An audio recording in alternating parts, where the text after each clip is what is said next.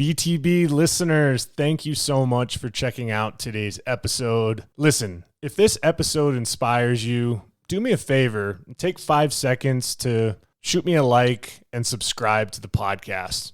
There are several more exciting guests that are in the pipeline, and I just can't thank you enough for your continued support, and let's keep paying the mission forward. Let's get into it.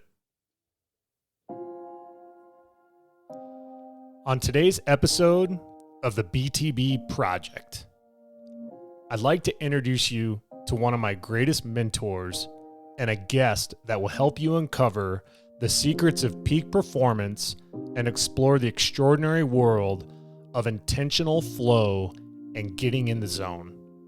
With a remarkable career spanning decades, he has dedicated his life to studying dynamics of peak performance.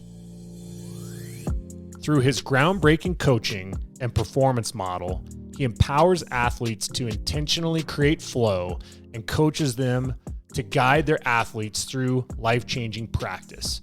As an esteemed author, he has written books such as How to Play Tennis in the Zone, Welcome to the Zone, A Peak Performance Redefined, and captivated sport enthusiasts worldwide. His innovative concepts have graced the pages of esteemed publications and inspired countless athletes to unlock their true potential. His principles have found universal applicability, as showcased in the riveting presentation on visual dynamics in combat to the U.S. Navy SEALs. Get ready to embark on an extraordinary journey into peak performance and transformative power of intentional flow.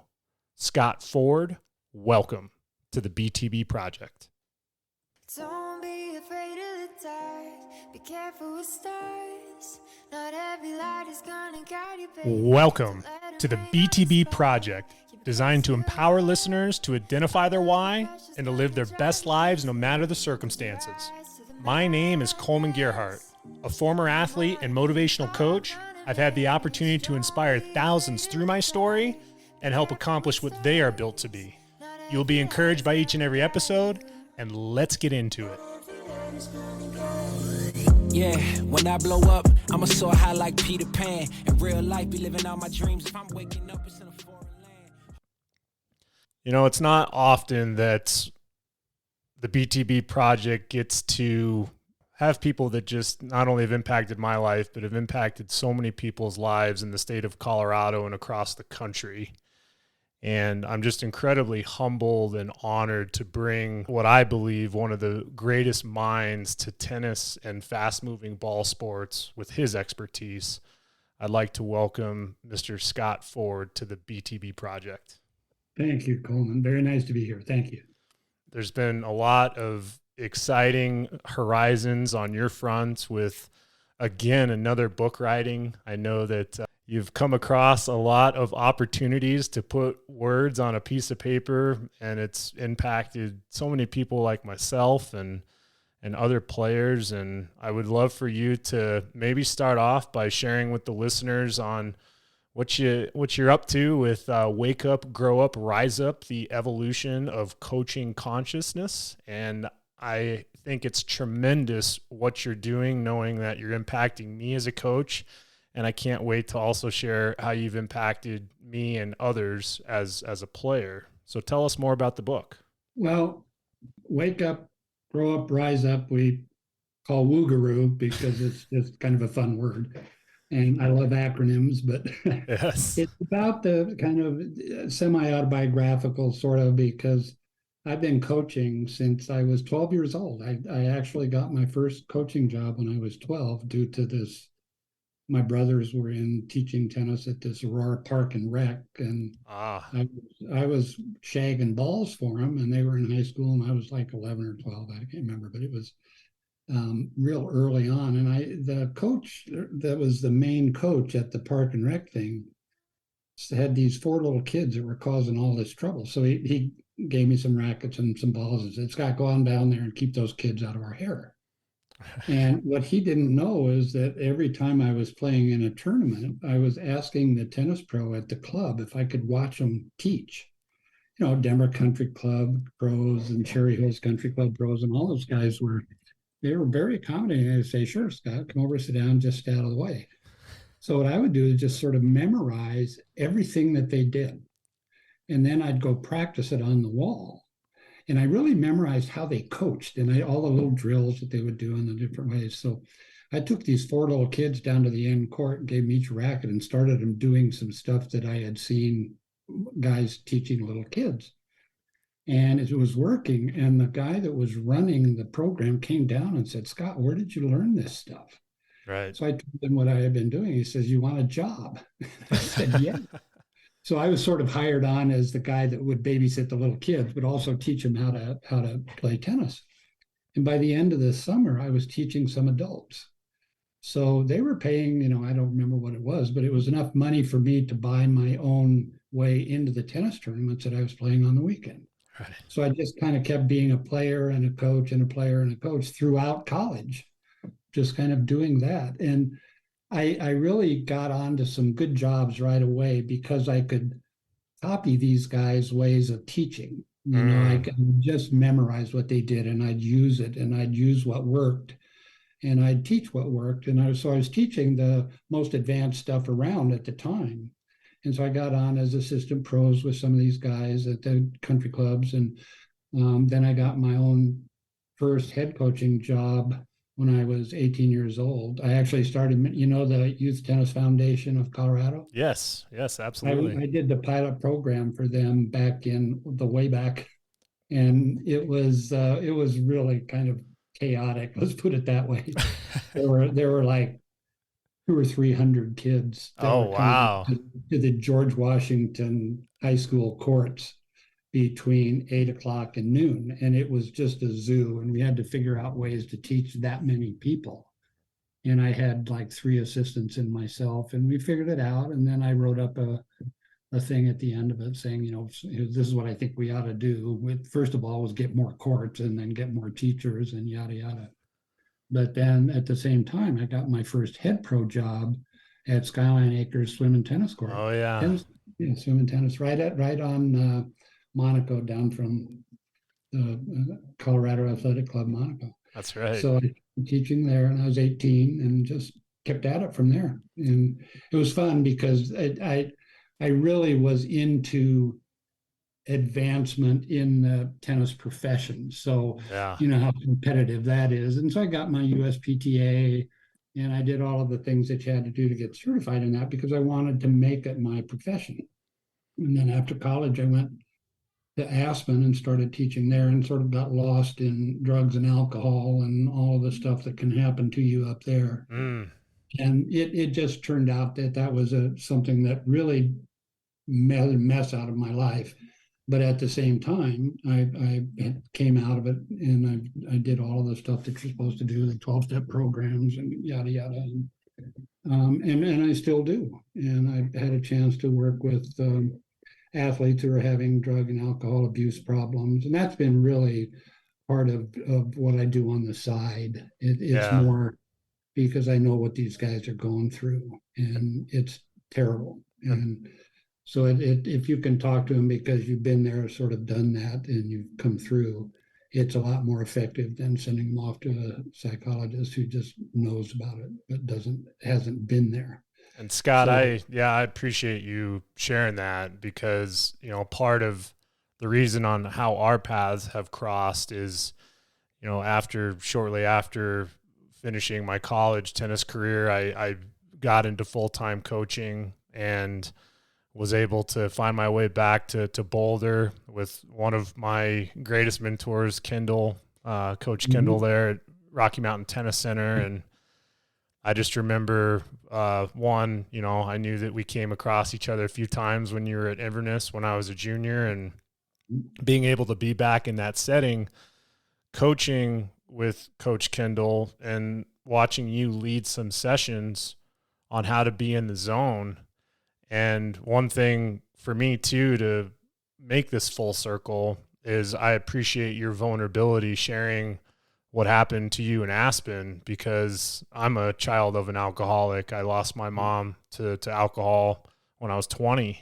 And a lot of the stuff that I was navigating in my life has been I would say the tennis court has been a place for me to allow myself to not be so fixated on the disease that took my mom.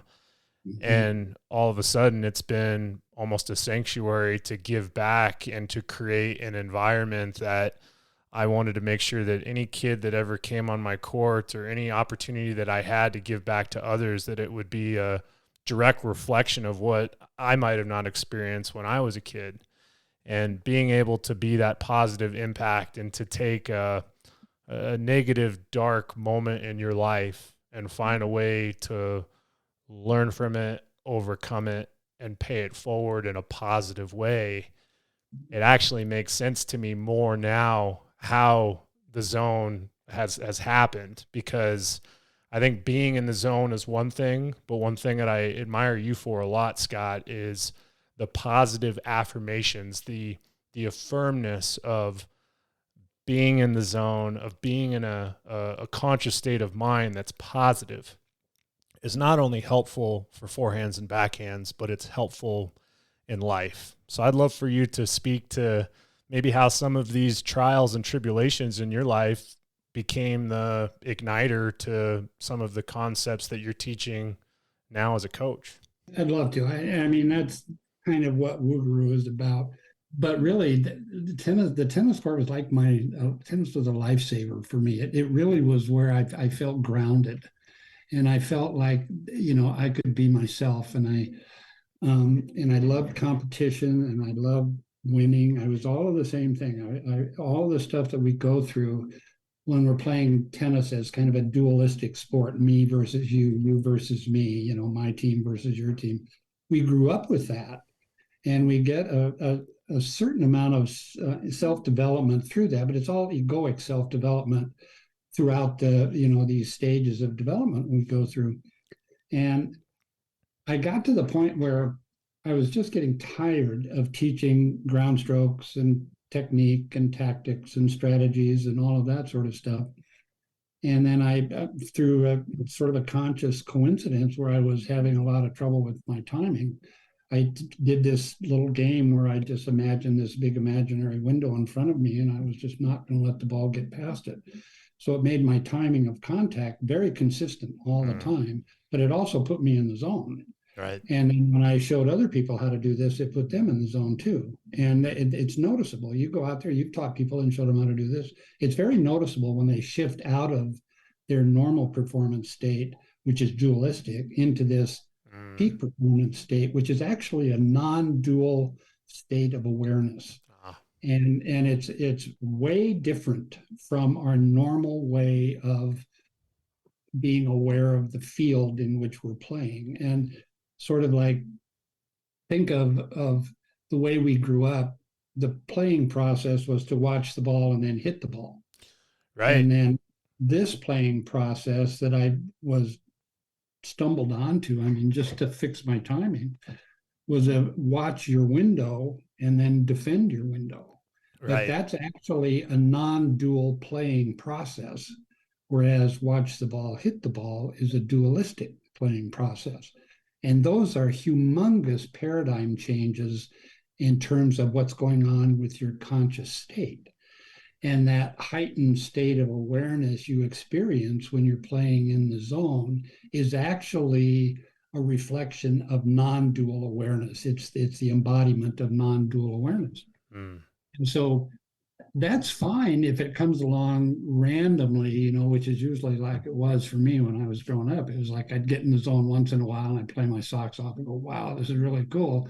And then I'd try to replicate it the next day and I never could do it. It was sort of like, and the things I remember about playing in the zone were that you were concentrating really well. Yep. And that I was seeing the ball really well. And that it felt effortless, those sorts of things that are all part of the flow state characteristics were happening. And I didn't really know anything about them other than that's what it felt like when I was in the zone. So when this happened to me, and I showed the guy I was playing with at the time exactly what I was doing, because he just went, whoa, Scott, what's going on? All of a sudden you look like you're in the zone. Yeah. And I said, well, I am. Yeah. I said, here's what I'm doing. And it turns out he was a clinical psychologist. And so he got in the zone too, doing it. And we had a great hit back, but we were like at mid-court, which was one of the lucky things about this is we were starting at mid-court, not baseline to baseline. Right. Because the visual field wasn't so much. So Right. he got in the zone, I got in the zone. We'd hit like 50 volleys in a row. It was just cool. And when he got done, I said, were you in the zone? And he goes, yeah. And I said, me too. And I said, you're the psychologist. What the hell is going on? And he just went, don't know. We do not know what is going on. This is back in the late 70s now. Yeah. And we know the zone is there. We just don't know how to make it happen. And in fact, back then, the thought process and the conventional wisdom was you cannot make a selfless state happen through self-will, which makes really good sense. Yes. I was willing myself to do this thing of focusing on nothing out here in front of me, an imaginary window, and then playing tennis, just doing that. So I knew that was not true, that I could see why they were saying that, because we were never taught to do anything but watch the ball.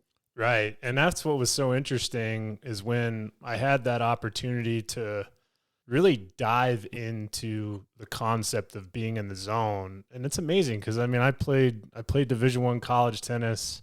I played tennis at a high level, but I didn't really truly know what the zone concept was. Yeah. And it was after really the peak of my playing career is where I really learned this. It was this effortlessness, this calmness that I've always wanted to experience it, but I always tried to will my way there rather than simplify it. And I think what was really neat, and as you kind of mentioned earlier, is being in the zone is not just going back to the baseline and having this happen through ground strokes. It's actually starting with your mini tennis and then slowly scooting back, because our perception, and please correct me if I'm wrong, but the peripheria vision, being able to be conscious of your window, imaginary piece of glass, is something that you have to train, just like your muscle, just like anything else. But what was so neat that week in Boulder that I was with you guys was being able to watch these kids have the light bulb moment, right? Where you can see this kind of subconscious release and this effortlessness release, this calmness release. And it's just beautiful to watch. We're always enamored by watching a Roger Federer or a Nadal or a Novak, and watching those guys play at the highest level in slow motion. One thing that you notice with their body, with these awesome cameras and 4K televisions, is they're in a state of effortlessness. Oh yeah. They're performing at a high level, but they are doing it because they've trained themselves to be calm in very chaotic, being on the battlefield of a tennis court, right? So I'd love for you to maybe speak about, the imaginary window. It's such a, back then when you were introducing this, was such an unconventional way of teaching the game of tennis. Was it hard to have people understand what you were trying to tell them when you were telling them to look at something that didn't exist? I won't say the words that were when I first presented this at a USPTA local meeting. Yeah. I brought some of my books, which is Design B, How to Play Tennis and all. That's the first one I wrote. And so I put some books out and I was going to sell them and, try to get this stuff going. And one of my fellow pros went over to the books. They were laying out on the table. And I was behind him. He didn't know I was behind him. And he went over and he picked up the book and he looked at it and he said, "This is the dumbest effing thing I've ever seen in my life." And, then he turned around and awkward. And it was sort of like, I said, hey, don't knock it till you've tried it. Come on out on the court with me and then make your judgment call. But I said, right now, you don't even know anything about what this talks about. Yeah. And he did, and then he apologized afterwards. And he actually became a sort of a proponent of this a little bit longer down the line. But, you were talked about that light bulb moment, watching these kids do that. That's the wake up. Yeah. Of wake up, grow up, rise up. The grow up comes when you do this intentionally, where you start playing in the zone on purpose. And that's what we call flow by choice, not flow by chance. And this is kind of a thing that you witnessed during that week you were there, was these kids waking up, and then it's up to them to continue to do it in order to grow up into this non-dual state of awareness. And some of the kids will do it. They'll really get into it. You were one of the ones that got into it. Others will sort of sit the fence and go, I don't know about this. I'm pretty good watching the ball. I'm not going to go watch in the window when I can be that good watching the ball. And that can lead all the way up to like the professional level players that are still watching the ball.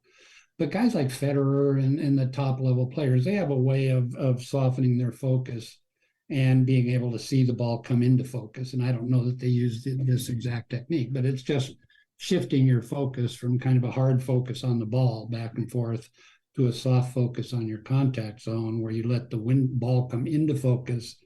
You actually see contact. Yep. And they told you that you can't see contact. Well, that's crap. You can too. It just looks like a yellow in, yellow out flash. Yep. It's like Kendall has a perfect name. He calls it the yellow flash. Yep. And it's really, when you're seeing that, you're seeing contact. And when you're seeing contact, you're probably going to make good contact. Right. When you're just seeing the ball out there someplace before, when you hit it, you may not make good contact. You might. Depends on how many thousands of balls you watched coming at you like that. And these kids would play this little imaginary game. And once they kind of got into it and started doing it and doing the feedbacks and all the things that go along with it, they would get in the zone and they would play really well to it's kind of their full potential that day, that place. It's sort of like that experience of their own full potential. And you talk about lighting them up. It really does light them up. And that's that wake up call. And once you do that, then you can help them to grow up into this sort of non-dual human development. It's different from their dualistic, egotistical self-development into this non-dual, higher order self-development, the authentic self, the true self, the soul. It's all the woo-woo stuff that they frowned upon back in the day. And but it's not considered that anymore. I mean, there's so much mental, emotional, and flow state training going on nowadays that it's part of the whole tennis culture. Yeah. And it's actually becoming part of the athletic culture, the sport culture as a whole. And it's global stuff. I know guys in this Evo Sports Collective is one of the things that it's like B2B. Yeah. It's a project. It's like the same thing. But there were 4 of us old white guys that were doing this stuff way back. And we kind of got together and started this Evolutionary Sports Collective. And it's growing into, it's becoming very diverse and very inclusive. All of the things that we needed to do to help it to grow and to be able to put this message out to athletes and businesses, whatever. So what you're doing, Coleman, is just so on the forefront of coaching globally. It really is. And having watched this for the last 60 years and actually modeled different coaching models for how to do this, I'm real aware of where the forefront of coaching is. That doesn't mean the world champions and all of that. That means the forefront of human performance and development is out here in this area of non-dual human development. And when you're doing some of that stuff, which is that's the tier 2 stuff. Okay. Tier 1 stops at the zone. Yep. Tier 2 starts at the zone. Ah, The yep. way to think of it. Yeah. Yeah, and I And think one thing that's really fascinating about the book when I was reading it, and where there's some parallel between your work in tier 2 and my work in tier 2, is that there was a lot of question and answers, right? Being able to have those questions being asked and having your responses. And the BTB project is actually an acronym for Built to Be. I used to be given a nickname growing up called Big Teddy Bear, and I was 5'10", 325 pounds, and everyone used to make fun of me for my weight. And I hated feeling like that. And that was my nickname, Big Teddy Bear. And I just wanted to take that acronym and make it something into a positive. But more importantly, that question, what are you built to be, is the question that I lead with to anybody that I'm helping on the court, anybody that I'm coming across in life. Because when you ask that question, it creates just this whole different demeanor in somebody, to watch them verbalize their goals, watch them verbalize their dreams, and to just listen. So I would love for you to speak to, where did this, kind of, open-ended question and the way that you framed this book, how did that instill in your life long before you wrote this? Well, just doing this literally every day of my life as a tennis pro from 1978 on, it kind of taught me what I was built to be. And because I had this sense that this was more than me in my normal performance state. It was greater than, and playing in the norm and then playing in the zone is greater than that. And then you go along and you're in the zone for a little while. And then just when you realize, you go, God, I'm really playing well, then it goes away. And you go back to less than playing in the zone. So you've got this experience that's a normal experience, and then you've got this greater than experience, and then you've got the back to less than experience. And that in and of itself, I did that enough times, and I mean 8 to 10 hours a day, every day of the week for all of the years that I've been teaching. And I got to the point to go, I'd rather be this than what I was before. And that started to encompass also getting clean and sober, working with other athletes that were having the same problems. It got into me being more than just a guy that showed people how to play tennis in the zone. That was the start of it. But then what that really means to human development, I wanted to be somebody that could teach that. And so I was sort of like, maybe I was born to be exactly what I am right now. And I'd like to think that, because I know what it means to be I am. And that is, that's my interpretation or my answer to your question. It's if you can grow into what you want to be, what you were born to be, I feel like I've done that. Yeah. Yeah. And what a beautiful project you've got going that can open this up for kids, especially at these really impressionable ages, living in this terribly complex time, to help them to understand, what were you born to be? What a great question. They're going to just look at you cross-eyed for a minute and go, wait a minute, this guy's teaching me something, it doesn't have to do with footwork. Right. No, and it's really neat, because I'll give you an example, and most of my work as a coach has been in the high school sector. I just wrapped up my 16th year of coaching high school tennis, and I'm an assistant over at Valor Christian now, or to age myself, my son, he's 17 this month. There you go. So he's over there, and far from tennis. He's a cross country and track guy, but nonetheless, I've been able to, over the years, actually work with a lot of exchange students. And nice. I had an exchange student that was from Ukraine.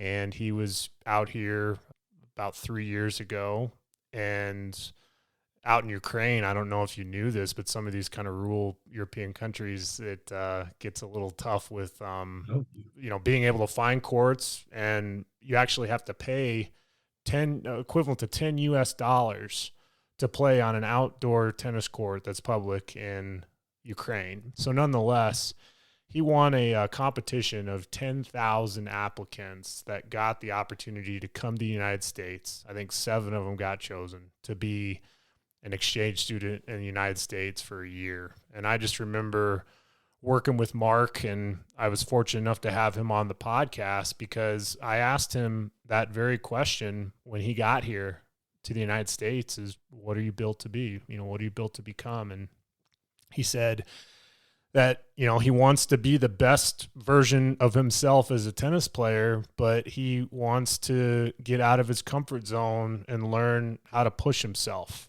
That's what his goal was.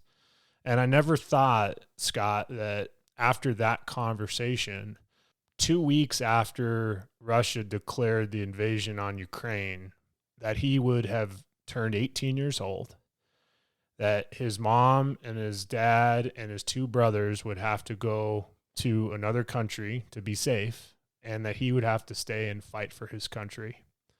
And I'll never forget actually having him text me the moment that he found that out. Oh. And all he said to me, Scott, was thank you. What happened to me on the tennis court in Highlands Ranch, Colorado, for those 3 months that I got to spend with you as my coach has given me the confidence and the resiliency to take on whatever I have to do to protect my family and to protect my country. So this built to be movement, this built to be mission that, yes, that's my catchphrase for what I'm doing, but it's really what has ignited what you've done many years ago as well. And that's where I give you so much credit, despite a lot of those weird looks or people kind of scratching their head being like, what is this guy doing? You stuck to what you believed in. You stuck to your passion. You stuck to your purpose. And that's why it's been so instrumental in my life. And I'll be very perfectly frank with you, is that there's been hundreds and hundreds and hundreds of kids that have been able to get into the zone because you've been eloquently able to explain it in such a way to folks like myself, explain it in such a way in videos and in books that just allow kids to get it. So what do you think about the lives you've impacted, and where do you think this is gonna go now, knowing that you're focusing more on the coaching side of it rather than what you felt as a player getting in the zone? Well, first of all, that blows me away to hear that. Just does my heart good to hear that you're able to show this stuff to that many kids and that they can actually do it, because what you're doing is really waking them up to this higher consciousness. And that can be taken on the court or off the court. And it's really something that will help in their own development as human beings. And, they're built to be this. They really are. They're built to be their full potential. And what you're giving them is an opportunity and a tool for actually experiencing their full potential. And these kids that go out and get in the zone on that day at that time, that is a one-to-one experience of their full potential. And it's this unified field experience. It's this stuff that is so heavy in terms, they're so deep in how heavy it is, that you don't need to go into that. You can just go into it from this idea that, hey, let's get in the zone and let me show you how to do that. And then they sort of get captured by this sense of unity with the game, whatever level they're playing. They could be beginners. I've shown beginners how to do this. But they're actually performing as well as they can perform just because of the system's dynamics of what's going on with their operating system. But they're also getting a chance to have a different perspective of what's going on in front of them and how they're competing and what they're competing to do. And it just makes the game look a little different, and it makes it way more creative. You don't get stuck in these, I have to do my forehand this way or my backhand this way. You sort of do all of these different creative moves that you can do or counter movements to make contact. And a lot of them look exactly like what we're teaching them to look like, but those are fine. The ones that are really exciting are the ones where they just sort of make something up along the way to keep the ball from getting past their window. It goes in and they hit this shot that just, they kind of go, wow, did I do that? And as coaches, when we see that and we see them going out on the court and then sort of everything coming together instead of, oh, I got a weak forehand or my backhand sucks, something like that. What you've got are these kids that are going out and bringing what they've got into its full potential and bringing it all together at one time while they're playing. And they might not win, but they still know that they played really to their best. And then they might win too. And then that's frosting on the cake then, Yeah. And I think what was really neat, and I mean, you said this in the book, and I'd love to get your take on it, is you mentioned that flow experiences don't happen arbitrarily, but are caused by something real. Yes. Can you elaborate on what you believe causes this type of flow state to occur? Sure. There's causal processes that we use to play the game of tennis. Let's just use that. One of the causal processes is to watch the ball and concentrate on it and then hit it, but just watch the ball, hit the ball. That's actually a serial mode process where you're actually setting your system to respond and react to what's going on in front of you by seeing it from one point to another point to another point. So you're actually seeing the ball in a sequence of contact, a point here, a point here. It's just called serial point tracking. Okay. Variable depth of focus tracking, where I'm starting off watching the ball in far vision, and then I have to refocus my eyes to near vision as fast as the ball gets there. Otherwise, I'm going to be late. Right.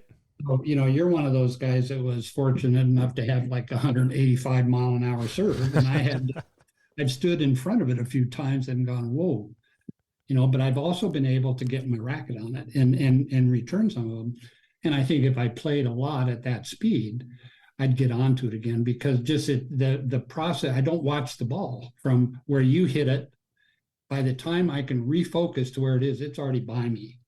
So it's just that much of a problem. But this soft focus and watching your window is what's called a parallel mode process. Parallel mode, So, okay. Yeah.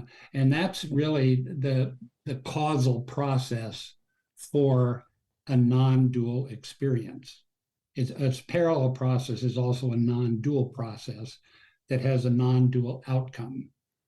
So you've got a non-dual cause, non-dual effect. And the non-dual effect is this experience of playing in the zone. And I've never had anybody shift over to a parallel mode and not get in the zone.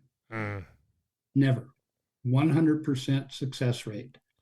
But I've had people get into the zone using a parallel mode process and say, I'm in the zone, but I'm not going to do this.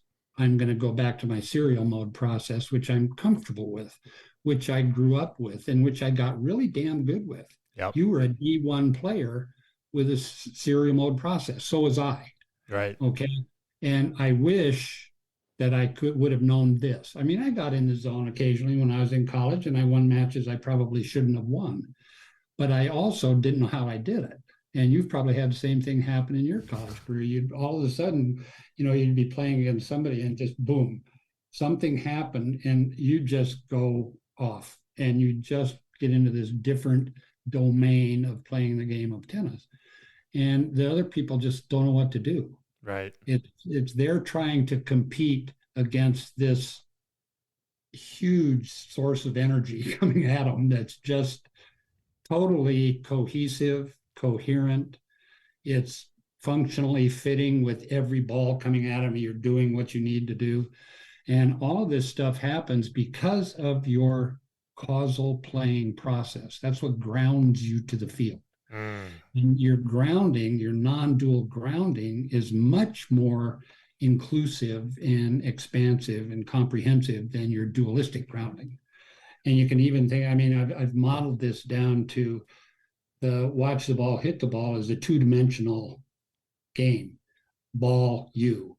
Yep. Me in the present, ball in the past. Yep. Parallel mode processes like watch the window, defend the window is three-dimensional. I'm watching my window, that's the future contact zone. I'm in the present and I'm seeing the ball come to my window. So I'm seeing the past and the future equally and simultaneously. That puts me in the present mentally while my body's in the present physically. So you've got this mind-body unity in flowing presence. That's a very heavy-duty place to be. And you're going to play well if you can get there. You don't even have to worry about playing. It's effortless.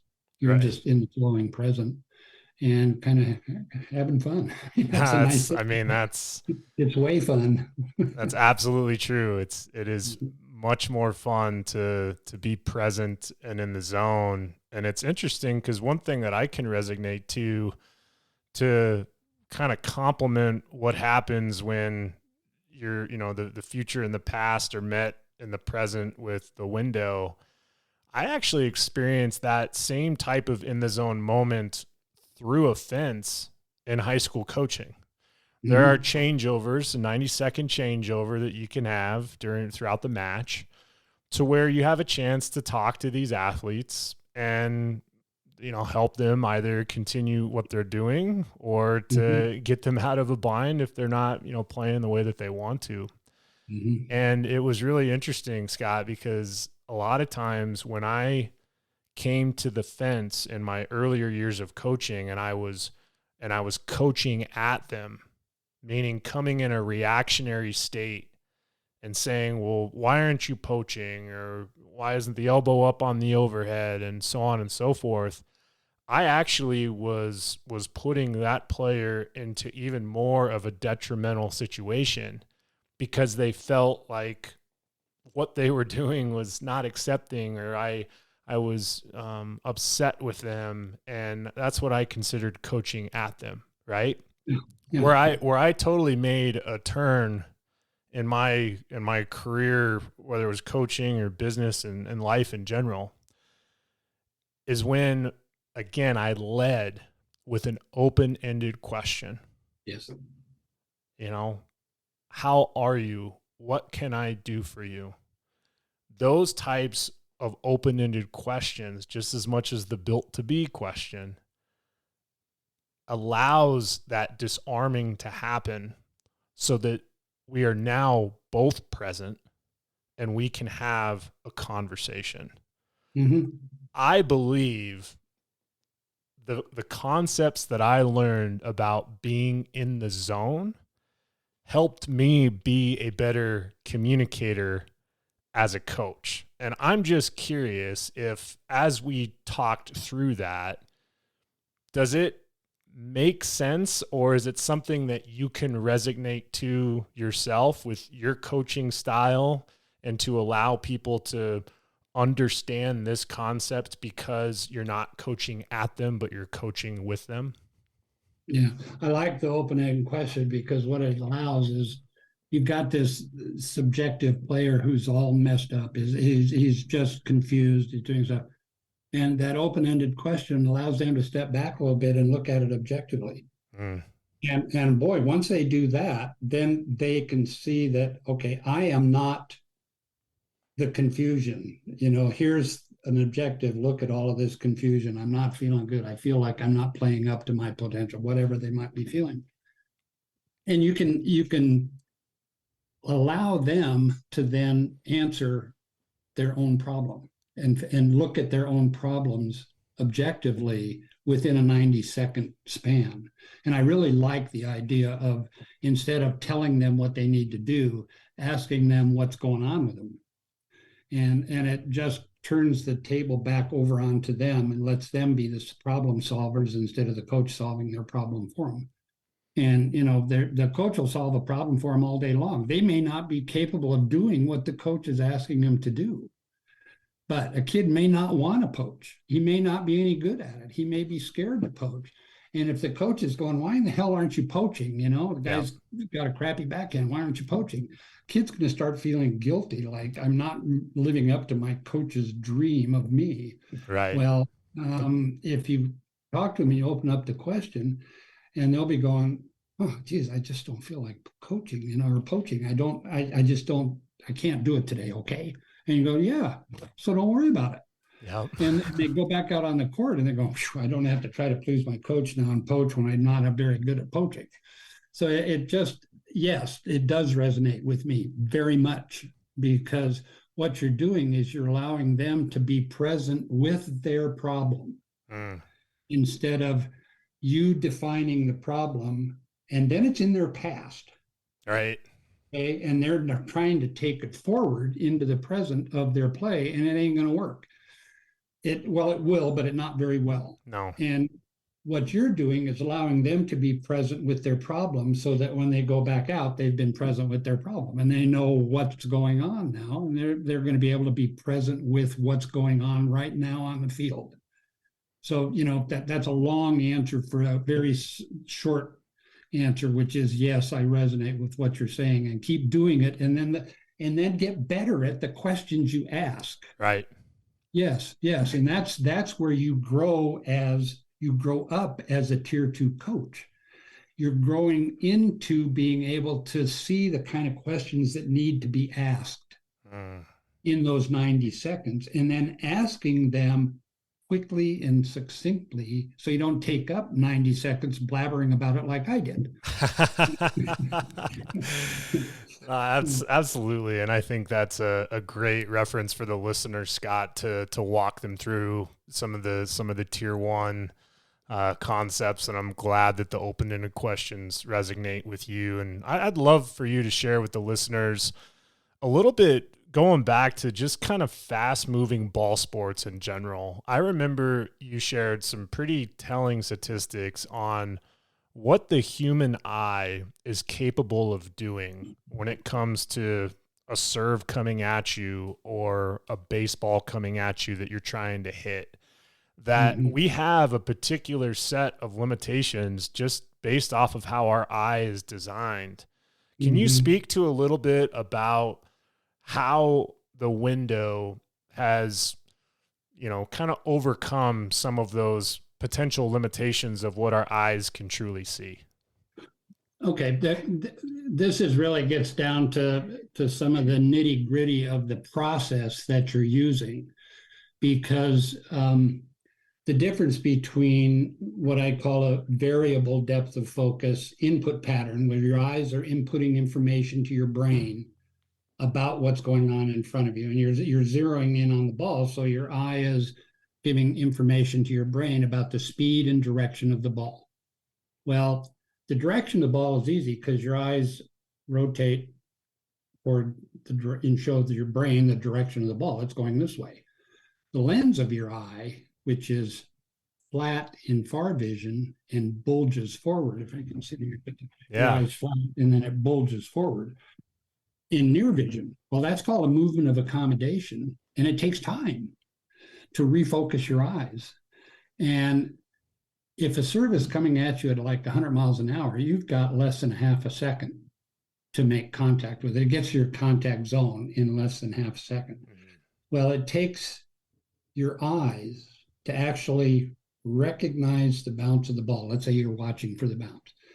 Takes a third of a second for your eyes to actually register the bounce in your brain. And your eyes stay there. And then it goes, oops, ball's not there anymore. And you go to find it, and it's too late. So you're going to be late on contact. Your last measurement is the bounce of the ball. But when you've got the window, the ball bounces in front of the window. You don't focus on that. You look for the contact point on your window, and the ball comes right into focus at your contact point, at your window, and you're hitting that point. You're making contact there. So you're actually trying to contact the contact point. And that's a different way of thinking about what you're trying to do. I'm competing with different contact points in my contact zone, Right. which is a big area of nothing. So I'm really competing against nothing, but I'm competing with my contact zone. Right. And what really translated that for me when you first told me that was I grew up 80s, early 90s, and I loved my Atari, and I loved to play this game called Pong. Pong. And being able to be this bar that can defend a ball as I'm tracking and defending the ball, I resonated with the Pong paddle to being the area of nothingness that I'm defending. Yeah, exactly. Have you been able to, through your coaching experience and watching players get into the zone, use those types of gaming references to allow them to understand the concept better? I used Pong till I was purple. I can remember even playing Pong when it first came out and going, wow, this is fun. I can do this.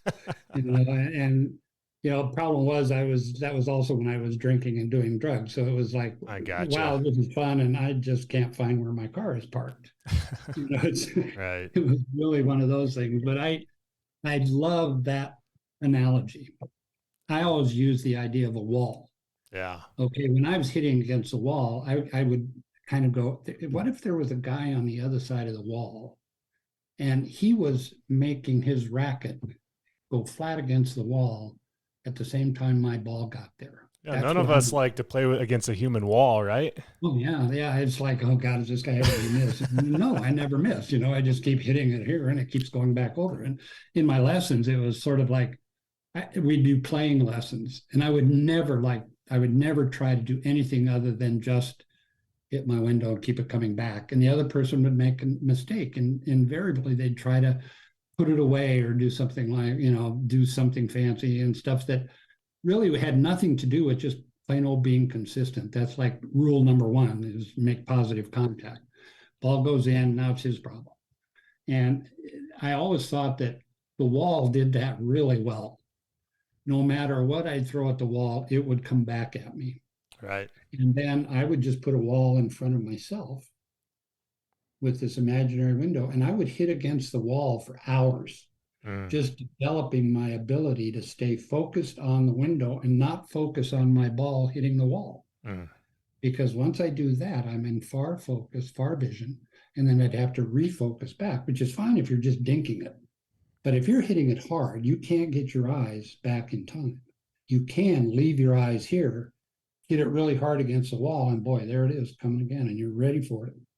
So there's this whole idea of I'm anticipating whatever is coming at me because they're going to have to hit it through my window. Absolutely. And then if they're going to hit it over the top, I just back my window up so the ball doesn't get over the top of my window. And I just hit it there. So, it works for everything. It works for direction and placement. You can turn your window one way and hit a cross-court forehand. You can turn it the other way, hit a cross-court backhand. You can tip it up and hit lobs. You can slice down it, come up and do topspin. There's all sorts of things that you can do using this visual image. And while you're doing that, let's say you're working on your forehand topspin technique. Well, you can work on it by thinking about your forehand topspin technique, or you can just use your stroke to come straight up your window and learn your topspin that way. Well, part of it is that you're then in a non-dual state of learning. It's called, they used to have a name for it. It's called super learning. Okay. And you're in this super learning state that you just learn by experience really fast, instead of by me taking and tearing the stroke apart into 85 different parts and saying, this part of your stroke was off. Well, you'd hit 10 balls at a person and you're not stopping and hitting one ball and then hitting them another ball. You're rallying back and forth. Most of their technical errors are due to bad timing. It's like if I'm hitting a ball out here Mm. at my front window, my technique is going to be different than if I hit it at a 2 or back here at a 1. And you go, oh, I didn't get my elbow forward. Well, no, your timing was awful, and that made your technique awful. So one of the things that we've Right. all, yeah, yeah, because it's technique and timing together. So I've always found that if we work on timing first, Yes. then you've got a perfectly timed stroke that needs technical assistance. Yeah. And Then that's you what's, I mean, proper technique. all of the coaching that I see recently, Scott, is it's more about spacing and timing than it Yeah. is the technical component, because you watch the guys and the gals playing at the highest level. Look at how unconventional some of these shots look, but they have mastered spacing and timing. Yes. What are your Yeah. thoughts there? It had to happen because of the speed of the game. Yeah. You know, you could get away with a lot of stuff back with the wooden rackets, and you didn't have to have this really good spacing and really good timing. If you had good timing, that was always a plus. But the techniques back when I was growing up, they were very linear. There wasn't any of this turn, all of the stuff that makes my body ache just to do it. It's the right way to do it. And so I let Kendall teach all of that stuff, because he does all of that. And then I come in with his own stuff, and it's really a very effective way to teach, because Kendall is now teaching modern technique using the window as a reference point at all times. Right. And when he's doing that, then he's coming up with all of these wonderful drills that will help players to do this. And then you throw them out in competition and watch what happens, because some of them will stay with it and others will go back to, I just can't lose to this guy and I'm going to just beat him, and then they end up playing crappy and they get mad and they blame it on us. And it's really a thing where we're challenging them to play a non-dual version of tennis versus their normal dualistic version. Now that gets down to into the weeds of what's going on. But the reason they have trouble is that it's very hard for teenagers to get out of this dualistic, egotistical state that they're in, and very narcissistic about all of this kind of stuff. Well, this is the opposite of narcissism. You're taking them and then you're putting them competing against nothing, instead of me competing against Billy on the other side of the net, who's my arch enemy. Right. Right. So, I mean, but there's so many variables with that. And that's the thing that I appreciate so much about the imaginary pane of glass, because you're eliminating so many other distractions that the sport can carry. And it's so important that we draw parallels in this conversation back to the listeners on, you've taken a very complicated game. It can be perceived as complicated, and you've really simplified it. But in order to simplify it, it takes a fixed focus that has to be trained, has to be repped, has to be learned and reinforced over and over and over to get into that zone. And I just believe, yeah. Let me, for your audience, for your listeners, there's a real simple thing you can do that has to do with your visual field. Wherever you are right now, you've got a full visual field in front of you. I have everybody put their finger out in front of them and just kind of focus on your finger. And you'll see that on the other side of your finger is the rest of your visual field. And then you just leave your focus on your finger. And instead of trying to see the different things that are in your visual field, just look at your whole visual field at once. All right. And in order to do that, you have to do a soft focus. It's also called open focus. It's also called panoramic vision. You use the term fixed depth of focus because you want to intentionally use soft focus at this depth in front of you. So you're focusing on your window, and it's a soft focus on your window that remains fixed throughout the point. And you use that as your reference for where you're going to make contact on every ball. And when you do that, your timing is perfect. Your technique may, not be what you want it to be. But if your bracket is flat against your window, it's going back over the net. Mm. And you've always played against this guy that never misses. And it's sort of like, oh my, Yes. what am I going to do with this guy? And we called him pushers or dinkers or whatever, gave them bad names when in fact they're doing the same thing that Nadal and Federer do. Nadal and Federer just do it at a higher level. You know, they're world-class pushers. And I know that sounds terrible, but they are pushing the ball very fast, but they never miss. And it's that's their strategy number one. You know, I'm not going to miss, pal. Are you? And then it gets into the anxiety of it's tie break in the third set, and it's like 5-all, Yeah. and my serve, and I have a chance to win. Well, that's the worst thing you can think right then. What you want to be doing is thinking, I want to just keep playing like I'm playing and doing what I'm doing and staying with how I'm concentrating and staying relaxed and in the flow. Yep. And I'm just going to keep doing that. And if the other guy beats me, great. If he doesn't beat me, well, then great for me. Right. Because I've done this through actually controlling and letting go of ego and letting my authentic self play the game. And, you know, playing in the zone is like playing with soul. Right. I just that idea because we've all had these magical, mystical experiences, and everybody that plays tennis gets in the zone some point or another. And I've never had anybody get in the zone and go, Jesus, that was awful. I don't ever want to do that again. You know, they always want to do it again. Now, they'll try to do it and they can continue to get better and better and better at it, but they have to practice it. And they can't practice this and then say, okay, now I got it, and go back to the other way they played. Because that's going from a parallel mode of operation to a serial mode of operation. Mm. And if you just think about computers, boy, parallel processing is way better than serial processing. And the brain kind of does that too. Right. So it's just unbelievably fascinating. As you mentioned, I mean, as much as it can be a fixed or a simple concept, all of the nuances and intricacies behind it to have an understanding of the why it's effective and how we get in the zone, I think is just incredibly powerful testament to just the years of work that you've put into understanding and being a student of being in the zone and flow state.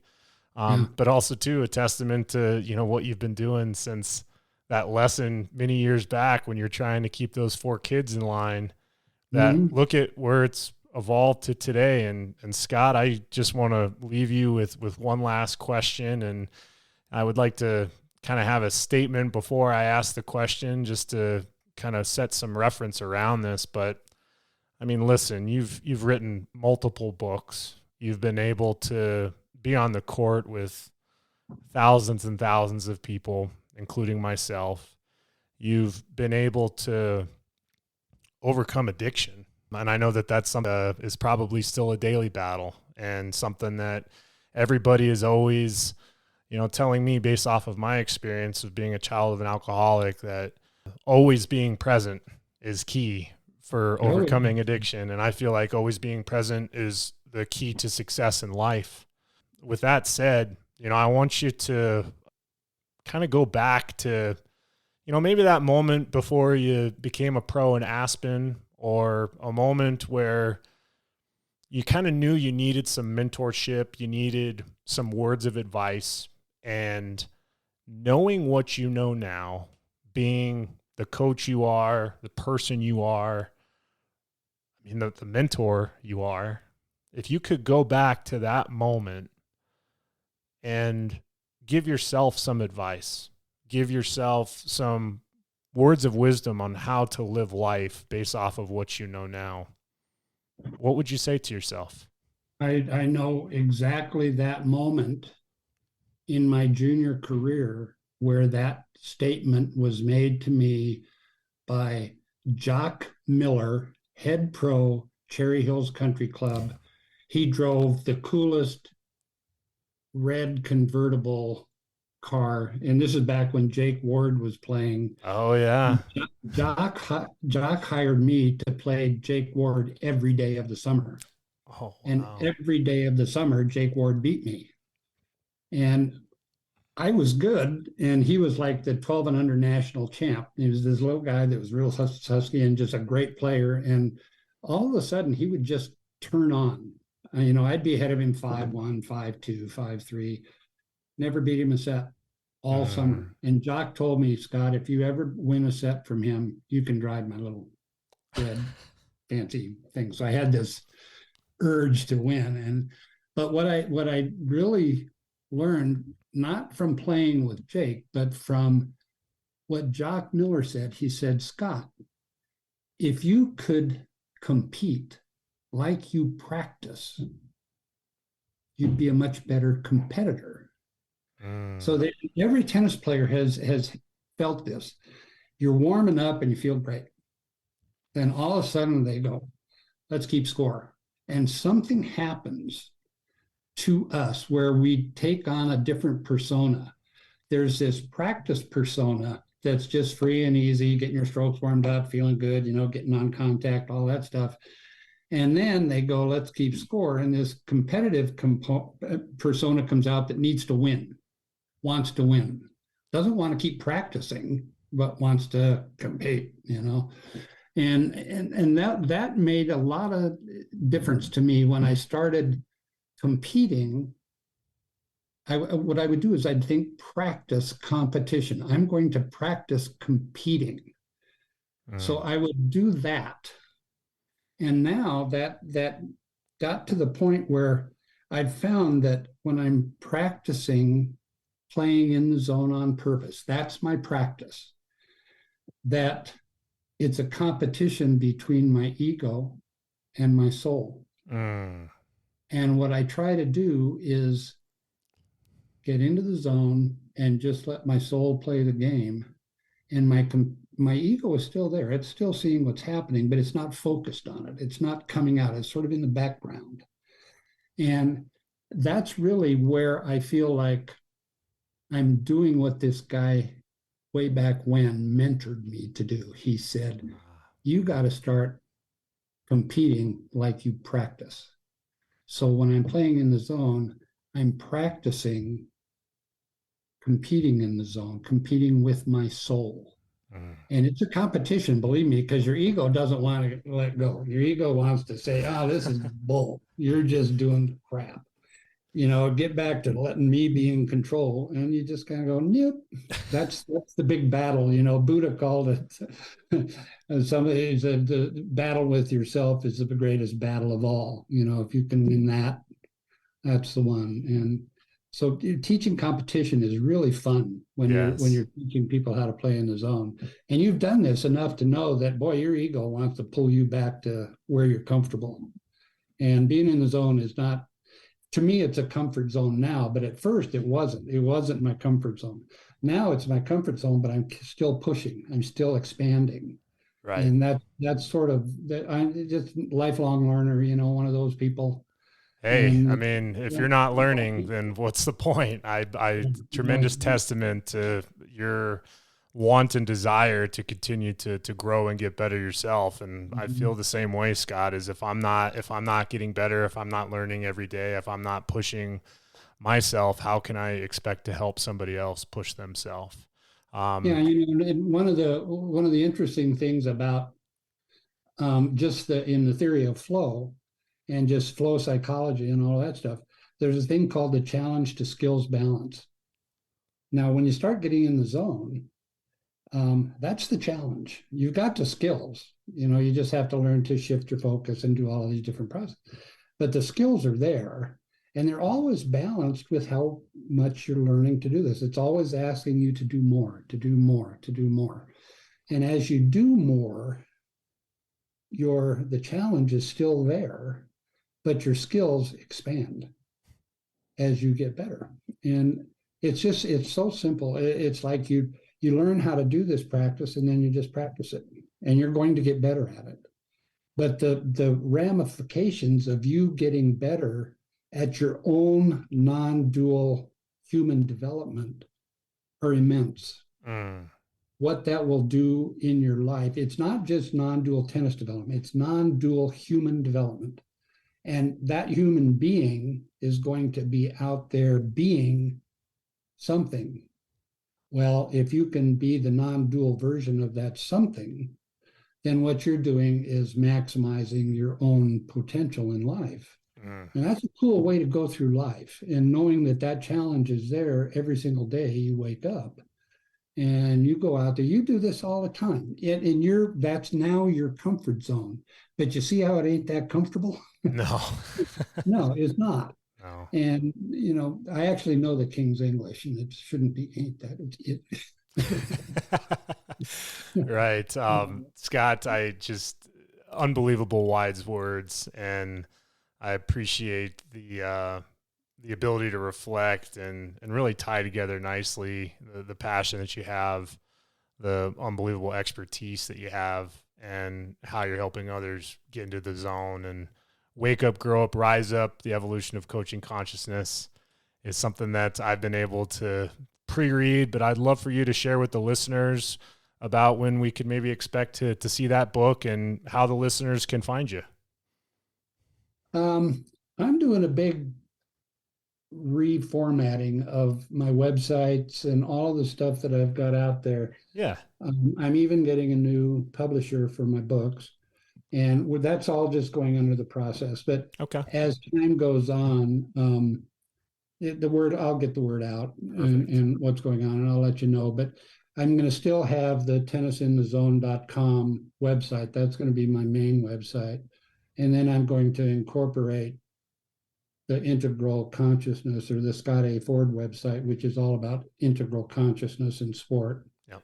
The Tennis in the Zone is about the book Welcome to the Zone. And then the next part is going to be the portion that's about Woogaroo, the book. And it'll be some online lessons and coursework that we're putting together. So right now I'm in empty space, man. I'm just looking for the potential ways to use artificial intelligence, to use chat GPT, to use different ways of putting this stuff together. And I'm learning about it. So I'm doing what I need to do to try to get this out there to more coaches. If you want to know that, I'm very interested in coaching other coaches in these tier 2 methodologies. And so that's what Woogaroo is about, and we'll continue it from there. But I can't say, probably, the end of this year. If hopefully, I'd like to say the end of the summer, but that ain't going to happen. So, hey, nonetheless, Kendall and I are working together on some stuff. So awesome. All of that is happening. So I don't know. We'll see.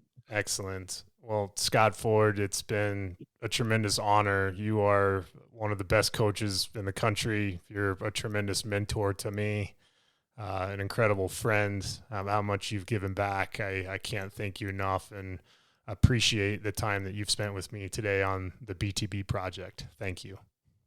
Well, good luck to you, Coleman, on the BTB project. You are, again, you're on the forefront, man, and it's kind of scary.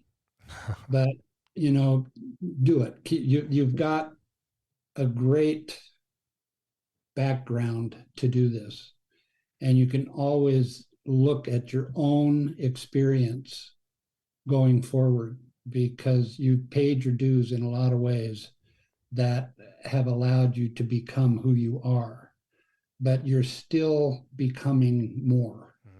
And I like that. I think that's a real reflection of what this whole tier 2 human development and human evolution is about.